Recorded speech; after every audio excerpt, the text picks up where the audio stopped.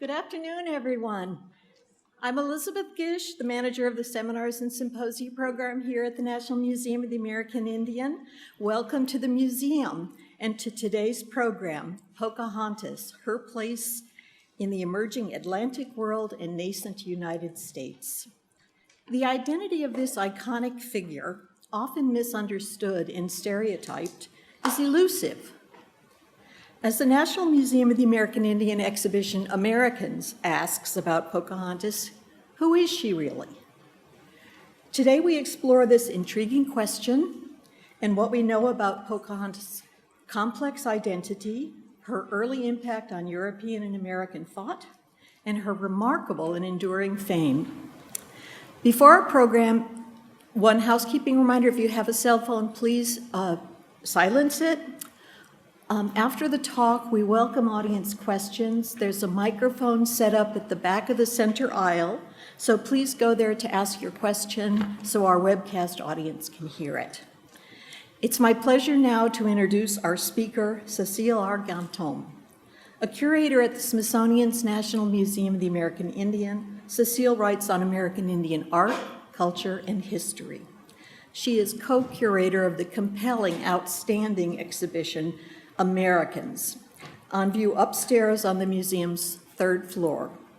Please do not miss this exhibition, Americans. It's award-winning, it's really fascinating, and it has a section on Pocahontas. In 2017, Cecile spoke at Pocahontas and After, Historical Culture and Transatlantic Encounters, 1617 to 2017, an international conference held in London, England, to mark the 400th anniversary of Pocahontas' death, to reflect upon what is actually known of Pocahontas' life and times on both sides of the Atlantic, and on the ways in which her life has been construed and misconstrued over the last 4 centuries. Cecile's latest project, the exhibition series Developing Stories, Native Photographers in the Field, opens at the National Museum of the American Indians venues in Washington and in New York City in January 2020. Cecile also serves on the curatorial committee of the Smithsonian American Women's History Initiative, and in 2011, she received the Secretary of the Smithsonian's Excellence in Research Award. And she was a team recipient in 2018 of the Smithsonian Excellence in Exhibitions Award. Please help me welcome Cecile Ganton.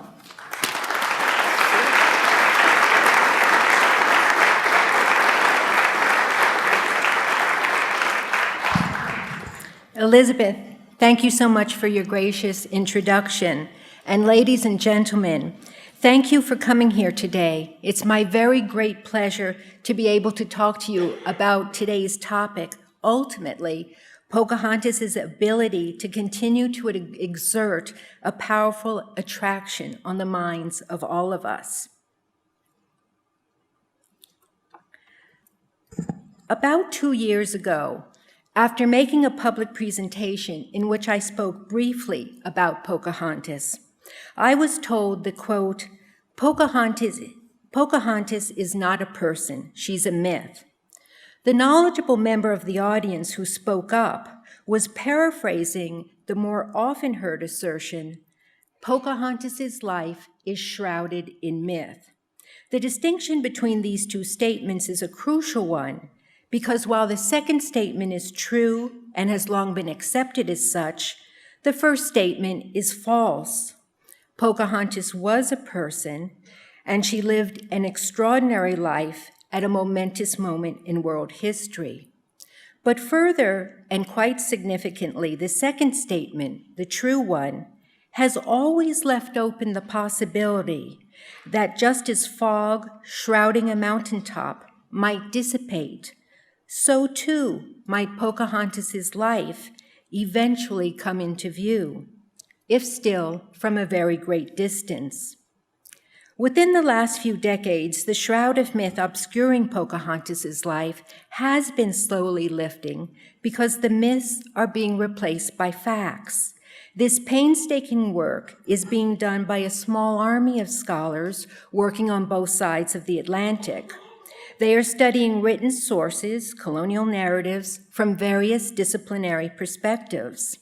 And those who are conducting archaeological work are revealing unanticipated insights into life at the James Fort Colony and the Powhatan political center of Werowocomoco, where Pocahontas' father, whom the English described as a man of immense dignity, controlled what is now recognized as, quote, one of the most complex political entities of Eastern North America. Now, to be clear, many of the scholars who are studying early transatlantic world, including the beginnings of transatlantic slavery, the James Fort Colony, including incidents of cannibalism, and the landscapes of Werowocomoco, including its earthwork features and related social practices, may not necessarily be focusing their attention on Pocahontas and her life in their work. However, by bringing early 17th century life on both sides of the Atlantic into view, as it relates to what was occurring around the Chesapeake in native North America, they are in fact greatly clarifying Pocahontas' world and consequently her place within it. I'm going to talk today about what is beginning to come more clearly into view about Pocahontas' life and how Pocahontas, the person, I will try to argue, not the myth, loomed large in European and early American consciousness. Thanks to English sources, we know Pocahontas' early family tree, which already sets her apart as someone special. We know the names of her parents, siblings, her 2 husbands, and 1 son. Not to get ahead of myself, we know from other sources the names of her descendants, including her direct lineal descendant who was the first child born in the White House. But more on that later. Pocahontas was born around 1596, likely at Werowocomoco, an extremely large town situated on the Puritan Bay along the north shore of the York River in Virginia. Werowocomoco was Pocahontas' father's residence, in addition to being the capital of the Powhatan chieftain. Pocahontas' father, also named Powhatan, governed a population of 15 to 20,000 people living in approximately 30 communities, each with its own chief. European documentary sources and maps dating to the initial years of the Fort James settlement indicated the general location of Werowocomoco, but it wasn't until archaeological assessments of surface founds recovered at the site were made during the 1970s that archaeologists started thinking they knew the precise location of the town. And still, it wasn't until extensive archaeological surveys and excavations were conducted there in 2001 that the site on the Puritan Bay was formally declared to be the location of Werowocomoco and to encompass some 45 acres. In late 2002, concerned individuals formed the Werowocomoco Research Group. Headed by William and Mary archaeologist Martin Gallivan, the research group is composed of native and non-native scholars, archaeologists, and members of a Virginia Indian Advisory Board who help guide research planning, research methodology, and interpretation. Among this collaborative research group's most important findings to date are their emerging understanding of Werowocomoco's spatial layout. First, as expected, archaeologists found intensive occupation along the waterfront, meaning a high density of post holes from architectural structures, along with pottery sherds, stone tools, and food remains. Second, archaeologists have found, at a great distance from the waterfront houses, what they strongly believe was Powhatan's residence. Captain James Smith, leader of the James Fort Colony, was brought to the town and taken to Powhatan's residence. Smith described it as being some 30 score from the waterfront and estimated it to be 30 to 40 yards long. English colonists who visited other Powhatan villages described chiefs' houses as always being broader and longer than those of others. Archaeologists say that the Powhatan house, what they presume to be the Powhatan house, is considerably larger still than any found in the entire mid-Atlantic region. Third, archaeologists discovered, quite unexpectedly, earthwork features that are unique to Werowocomoco. That is, two parallel trench features bisecting the site along a north-south axis. Some 700 feet in length, they divide the town into an eastern and western side. Powhatan's residence is to the east of the earthwork features, which possibly serve as a divide between a secular area of the town and a more restricted, possibly sacred area to the east. They also discovered a large D-shaped earthwork structure on the east side of the town in front of Powhatan's residence. Fourth, archaeologists have discovered that Powhatan's residence, which was situated as expected with its entrance to the east, was also aligned with the rising of the summer solstice. Werowocomoco's spatial alignments suggest that the connections between the cycles of nature and the rhythms of the cosmos were not only observed at Werowocomoco, but that Werowocomoco's spatial layout was rooted in Powhatan cosmology. In other words, Werowocomoco was not only a powerful political center dominating a vast regional chiefdom, but a principal ritual center for its large surrounding population. Fifth, the discovery of European goods at Werowocomoco confirm written English colonial accounts that the town was the scene of several consequential events which occurred between the English and Powhatan people between 1607 and 1609, and that it was still very much operating as it had done prior to the colonists' arrival as a place for creating new alliances. All negotiations between the English and Powhatan occurred at Werowocomoco.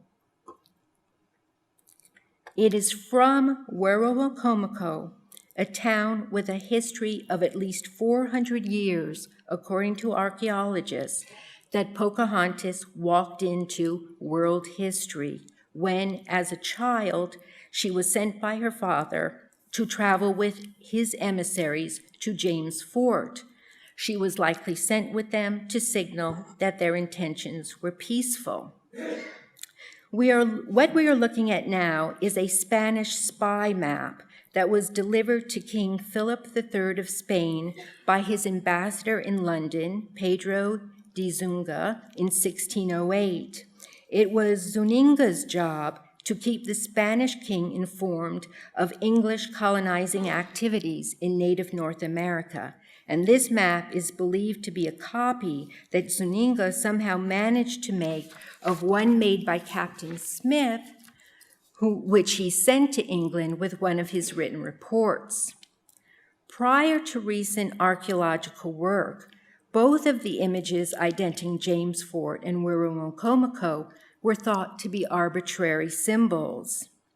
However, the excavations at Werowocomoco have revealed the D-shaped earthwork feature that is located in front of Powhatan's residence and that John Smith witnessed when he visited the town.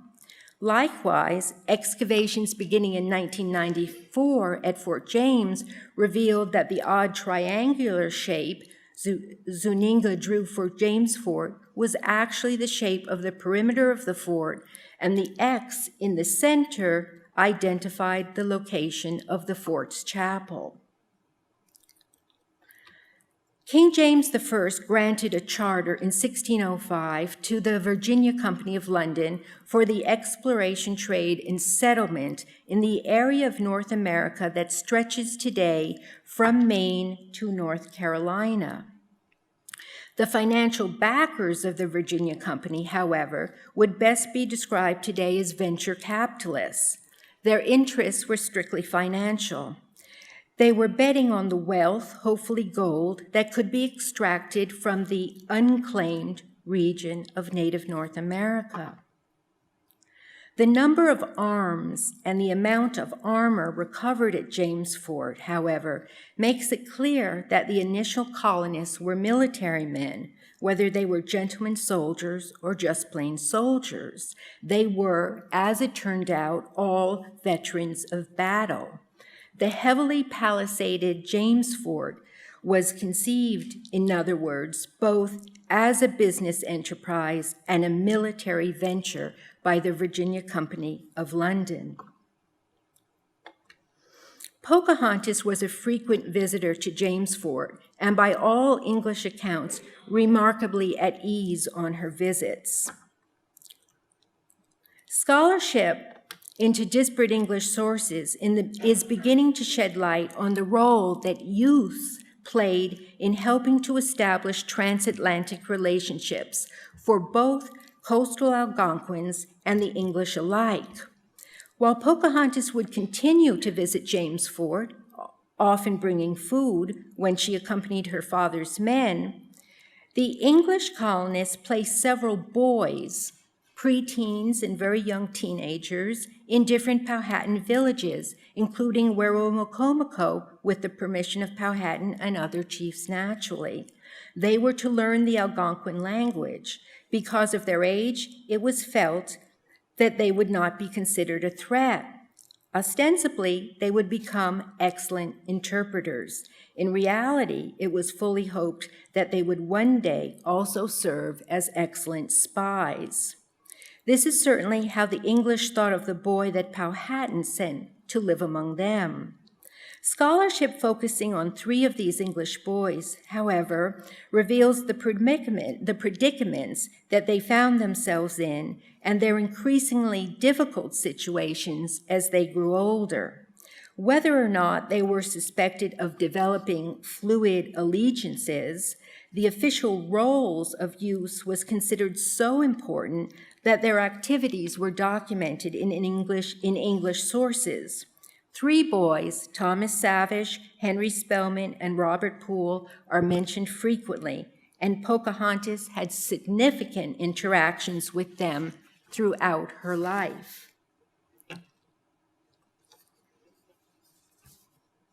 Moving as they did between English and Algonquin or Powhatan worlds, Pocahontas and these boys definitely shared unique experiences.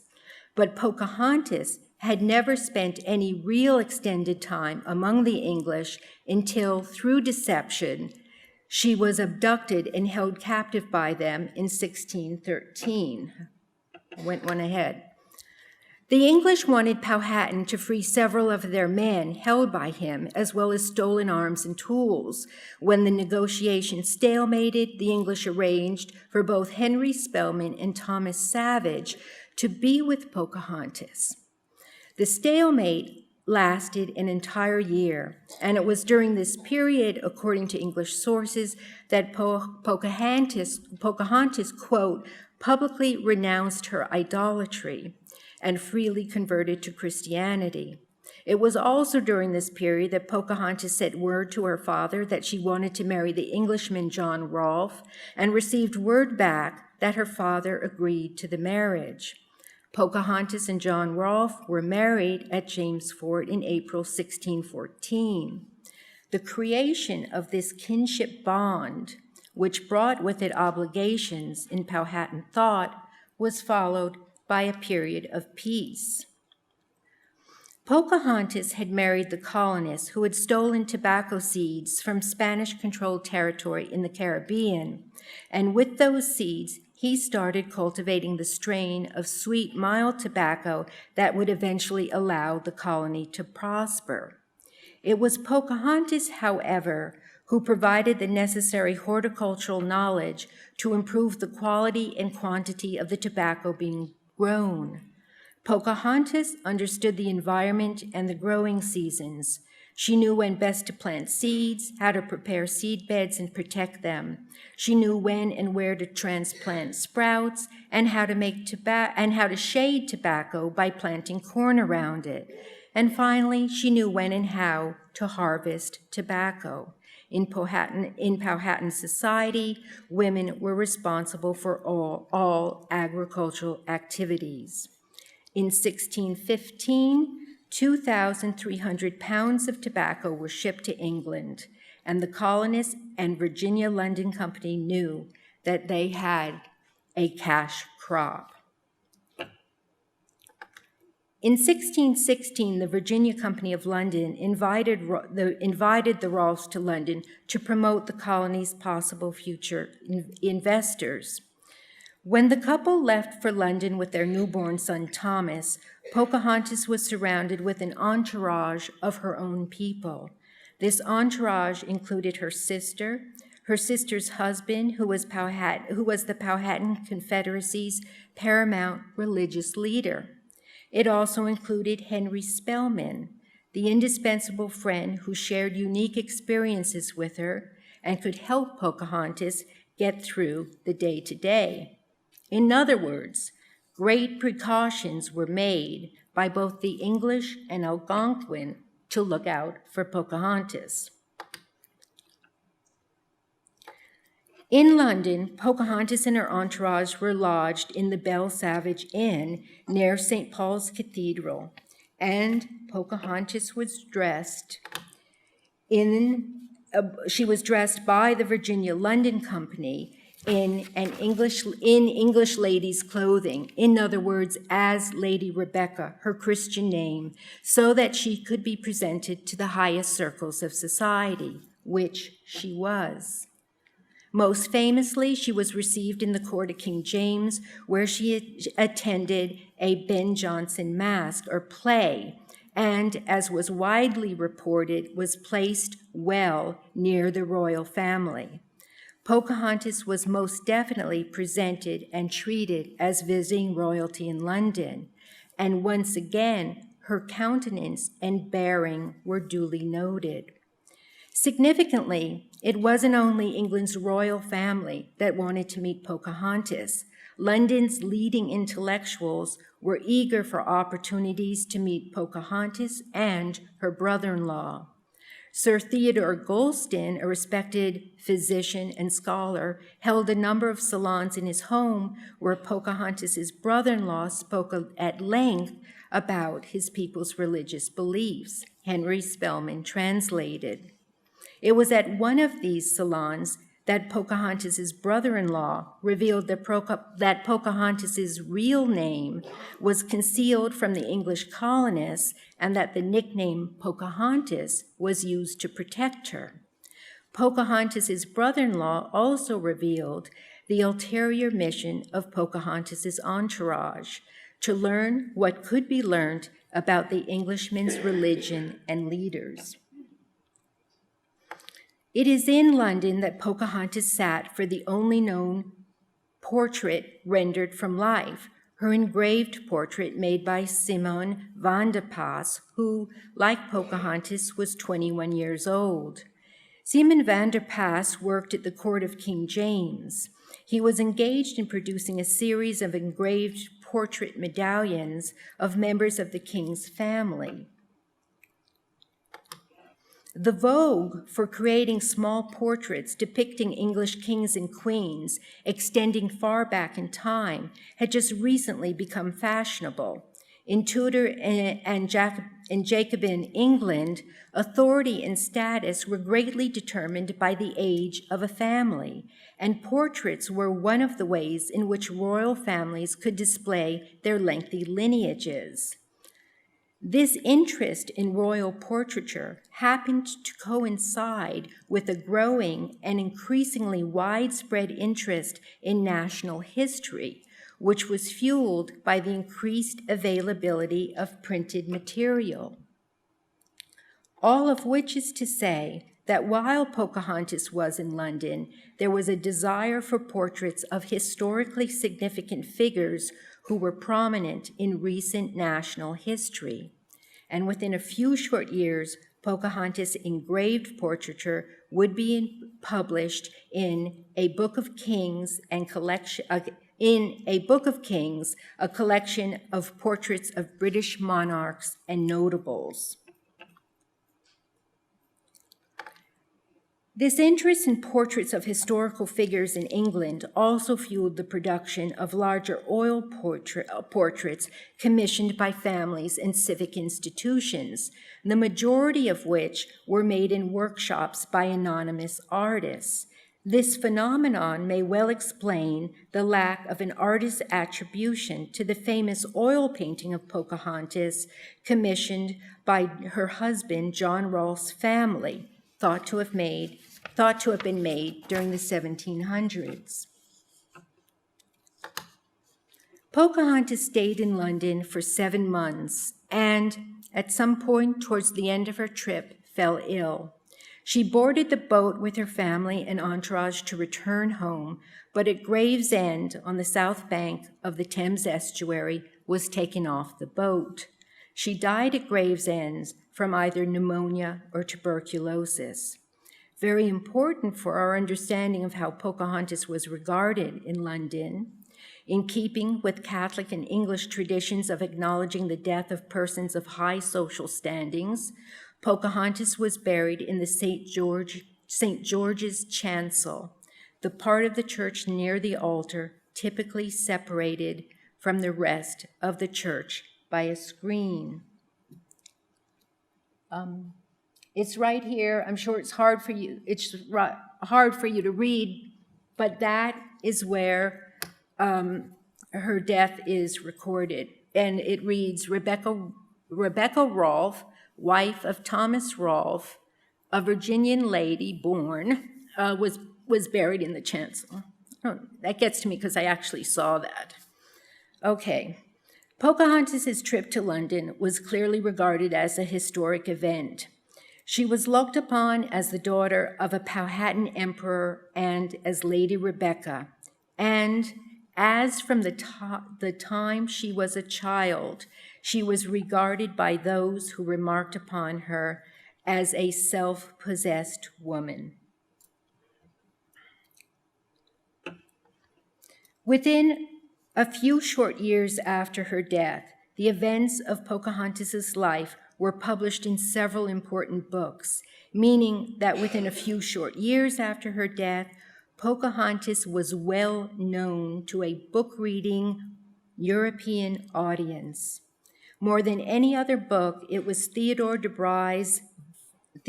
Theodore de Bry family volume titled America that was translated into several languages that provided a book-reading European audience with what they considered to be their first real and comprehensive glimpse of the New World's indigenous peoples. Here is included an engraving of her abduction. The events of Pocahontas' life that were of keen interest were the fact that she was the daughter of an emperor, visited James Fort frequently, was abducted, supposedly converted to Christianity, and married an Englishman. What early Europeans were not interested in, because they did not know about it quite at the time, was the incident of Pocahontas saving the life of Captain Smith. That this may be or may be not apocryphal story that Pocahontas saved Captain Smith was unknown until Smith published his second version of the History of Virginia in 1624, where he describes this event rather briefly. However, he also included a visual of the incident. This visual is traced back to a watercolor drawing made in the 1580s of a charnel house. When Captain Smith published his map of Virginia, he included an inset of Powhatan's residence, which he based, or artist based, on the charnel house. Then when he published his book, that same rendering was used to include the incident of Pocahontas, that's her head, saving his life. Okay. Now, at the moment I can't prove this, but I believe that the myth of the love story, supposed love story between Pocahontas and Captain Smith, is an entirely European creation. Invented not even by Smith,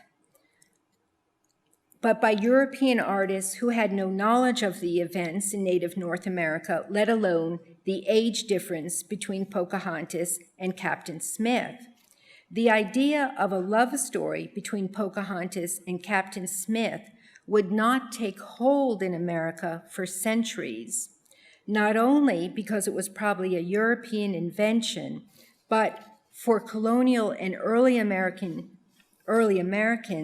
this event held a profoundly different meaning. Not only were colonial Virginians closer to actual events, but they knew Pocahontas' son, Thomas. Thomas was reared in England, and he returned to the colony of Virginia as a young man to claim his inheritance, his tobacco plantation. Embraced by both an Englishman and a son of Pocahontas, Thomas married into the plantocracy. Not only did he marry into an elite tobacco plantation-owning families, but he added pedigree to those who would come to be known as the first families of Virginia. The women of these families were mistresses of tobacco plantations. These are tombstones, not at the actual location of Thomas Rolfe and his daughter, but they're close to where they're thought to have been buried. Okay, so Thomas here added pedigree to those who would become known to the first families of Virginia. The women of these families were the mistresses of tobacco plantations, and the men were members of the House of Burgesses, the legislative body of colonial Virginia that was established at Jamestown in 1619 and was the first legislative body of elected representatives in what would become the United States. The first families of Virginia established and maintained the English tradition in both colonial Virginia and the nascent United States of commissioning family portraits and displaying their lengthy lineages in their homes. These families for whom wealth, influence, and power were associated with lineage, knew among themselves who descended from Pocahontas. It was part of their pedigree, as was their membership in the House of Burgesses and their tobacco plantations.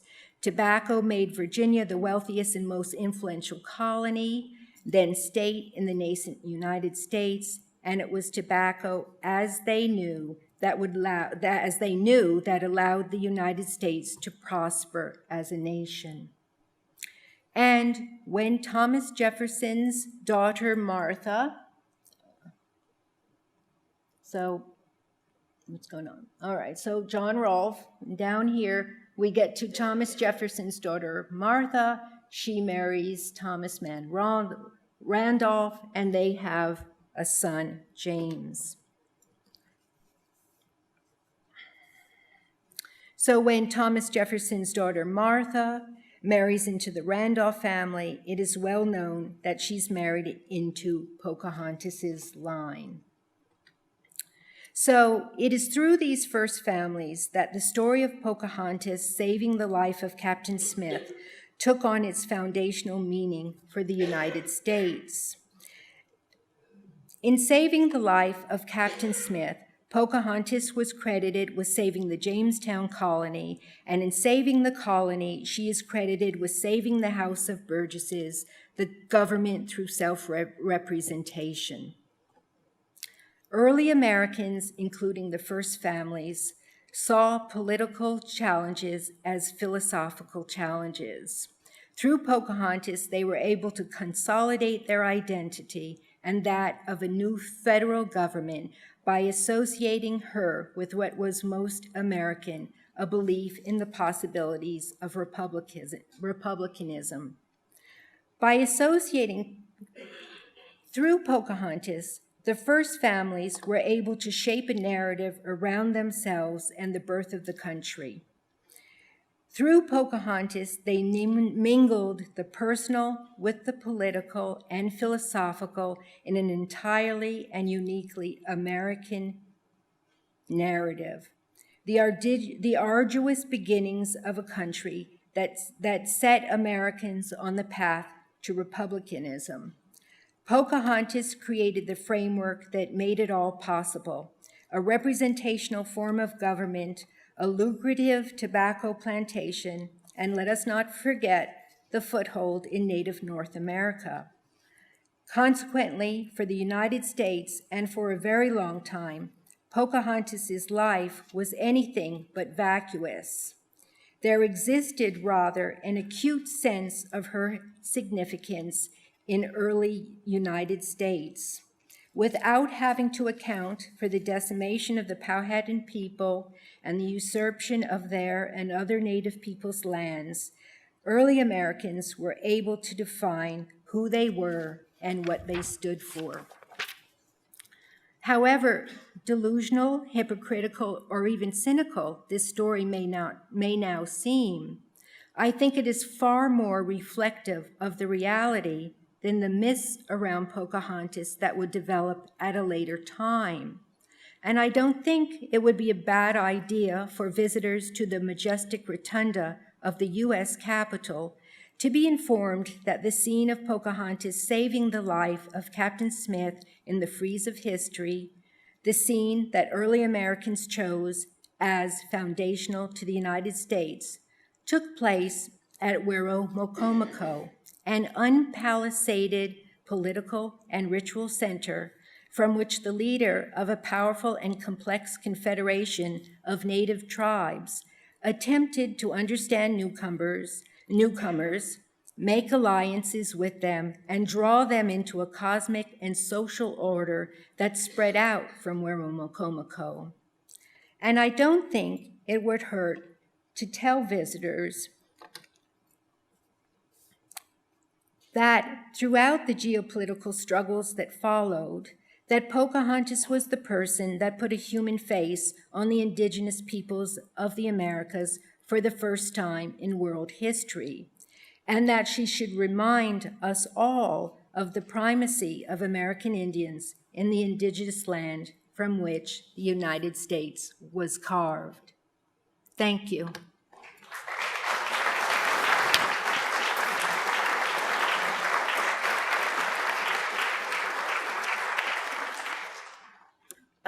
We do have time for questions, so if anybody has any questions, there's a microphone in the center of the auditorium.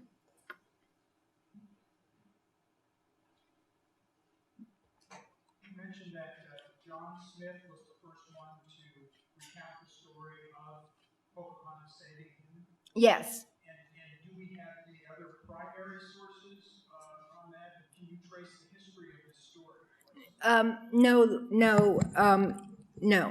I mean, yes and no. Okay, so John Smith published this event in 1624. So this is after both John Rolfe and Pocahontas were dead. And when Pocahontas was in London, Captain Smith was there. He wasn't part of the entourage. He was already there, and he went to meet with Pocahontas. He knows that she's become a very famous person. So there's one line of thinking that he added this to add luster to his story. He was known to be a bit of a teller of tall tales. Also, he went to different parts of the world, and on other occasions he wrote also about being possibly put to death and being saved by by the daughter of the leader. So it's entirely possible that he fabricated this story. However, now that so much archaeological work has been being done at Werowocomoco, and they're understanding that it was an important ritual center, and people are thinking about both the Powhatan and both the English depended a lot on ritualized behavior and diplomacy and that sort of thing, it is felt that it's entirely possible that something happened at Werowocomoco, some sort of ritualized ceremony, and that this is how it got translated in Captain Smith's mind. But nobody else at the time wrote about it, no. Yes? Yes. Oh, do you want to use the microphone? Could you use a microphone, please? Okay. I have two questions. One is, you mentioned about the youth going back and forth between the two places, a few young boys from the English side and Pocahontas from the Powhatan side.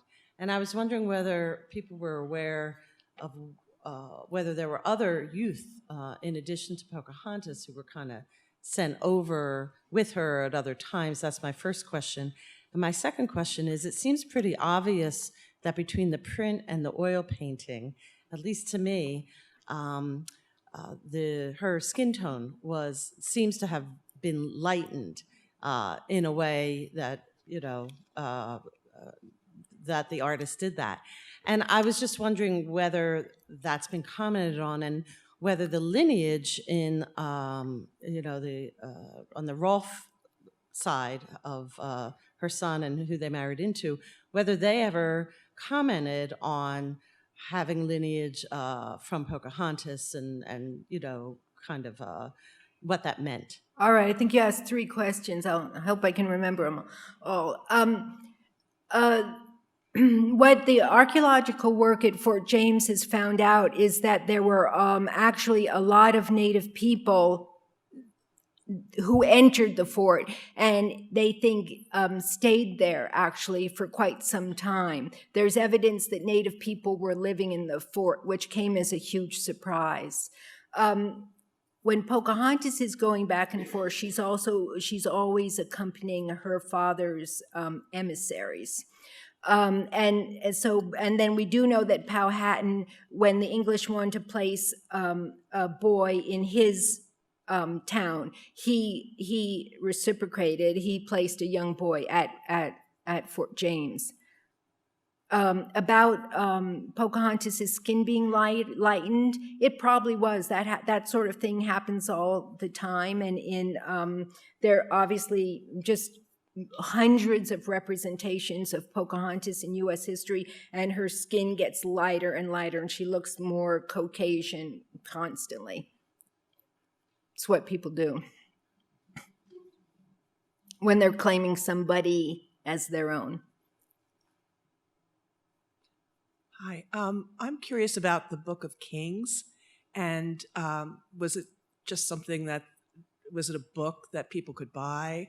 And how do we know that that really was Pocahontas, that she sat for that engraving? Because the portrait was commissioned by the Virginia London Company, and they're the ones who bought her the clothing to wear in that portrait. So that part is very well documented. Mm-hmm. And the Book of Kings was just what it was, a book of portraits that was reissued over a long period of time, and there were different people, different portraits were swapped in and out. Pocahontas doesn't appear in the first version of the Book of Kings, but appears in later versions. So was it a royal book, or was it published so that the public could buy it, or? It was published by a private publisher Okay. for the public, yes. Thank you. The question I have to ask are more in regards to Pocahontas' father and his kingdom. How long did Powhatan's nation survive after contact with the Europeans? Do we know? Well, Pocahontas's uncle, Powhatan's brother, first of all, the relationship between the English and the Powhatan right from the start was always fraught.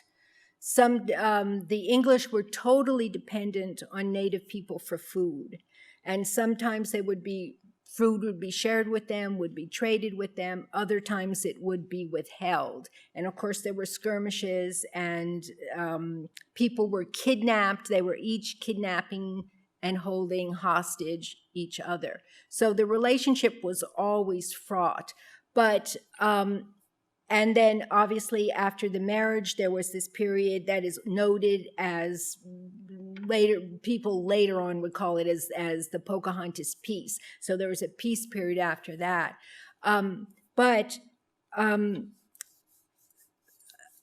Powhatan's brother attacked the English in the 1620s, which caused an enormous retaliation. And the whole time, the Powhatan are being pushed further and further away from the Chesapeake Bay area. And at some point, the English established actually what's the first reservation in what becomes the United States is established by the English at that period. But during Thomas Jefferson's period, Thomas Jefferson writes about the Powhatan. And today the descendants are the Pamunkey and other Virginia tribes.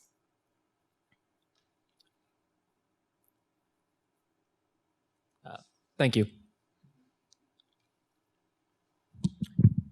I think I heard you say something like Pocahontas was allegedly converted to Christianity. And I wondered if you could elaborate on that. I think I said supposedly, because we don't know what was going on in Pocahontas's head. She didn't leave a diary. What we do know about her is what is being written about her by other people. And I think we just really don't know what happened. And also, there is a phenomenon that anthropologists are just enormously aware of, that throughout the world, when indigenous peoples are missionized, over and over and over again, there is this synchronization of two religions, the indigenous religion with its usually Christianity. And so very, very complex things are happening. So in my mind, it's very hard to say that, to think that just, yes, she was totally converted, renounced the entire way she was brought up. She was brought up in the ritual center of the Powhatan chieftaincy. To me, it's just hard to say that she totally renounced that and accepted Christianity. Thank you. Early in your presentation, you showed a slide that showed her family tree. Uh-huh. Can you elaborate on what source that came from if we wanted to see a copy of it?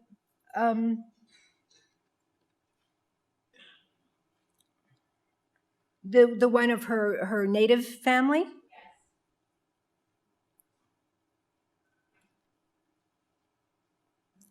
It's compiled from various English sources, but this was compiled by the people out at the museum that's at Fort James, at Jamestown. I don't think you can get a copy of it. It's on display in their museum. The museum is called the Archaeum.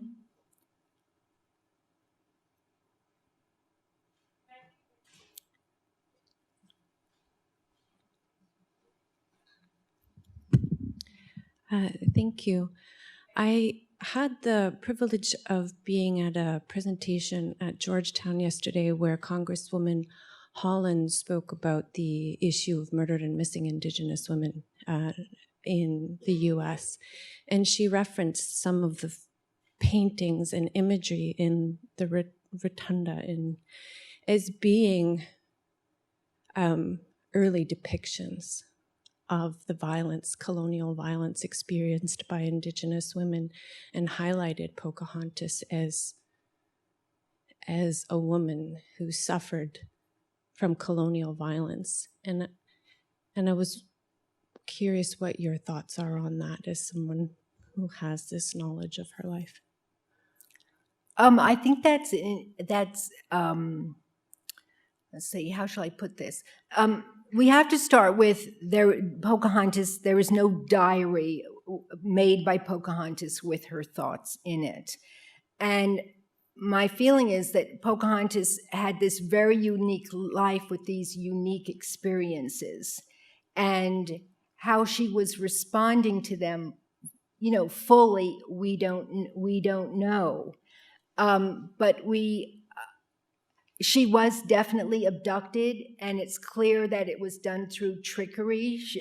She was lured onto a ship, which she had no expectation of being kept there, and she was kept there, and she was held hostage for a year. She was being used as a pawn because the English wanted to get their soldiers back from Powhatan. And so she was absolutely used from a pawn. I don't think we can say that we actually know what was going on in her head.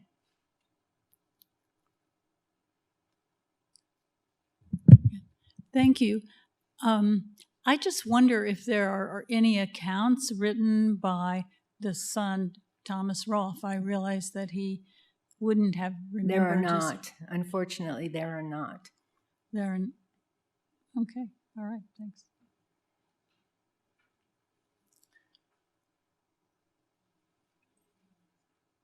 Okay.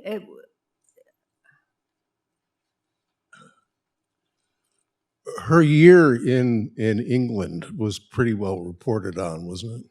Yeah, 7 months. So there must be enough information there to put together a diary.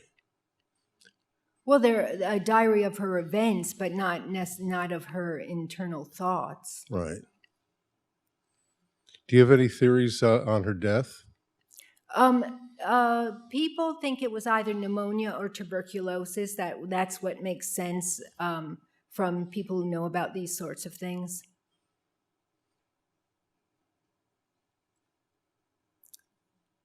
Well, we have time for one more question, we seem to have one more. Okay. Thank you so much. This is very informative. I have a question about the slide of the frieze in the Capitol building.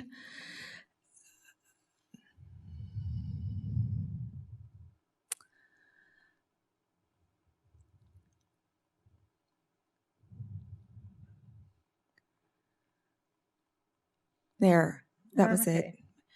Are those plants tobacco plants? Yes. And the headdresses are also out of tobacco leaves, or? No. No. Okay. The plant is definitely tobacco, and the headdresses are part from the artist's imagination. Okay.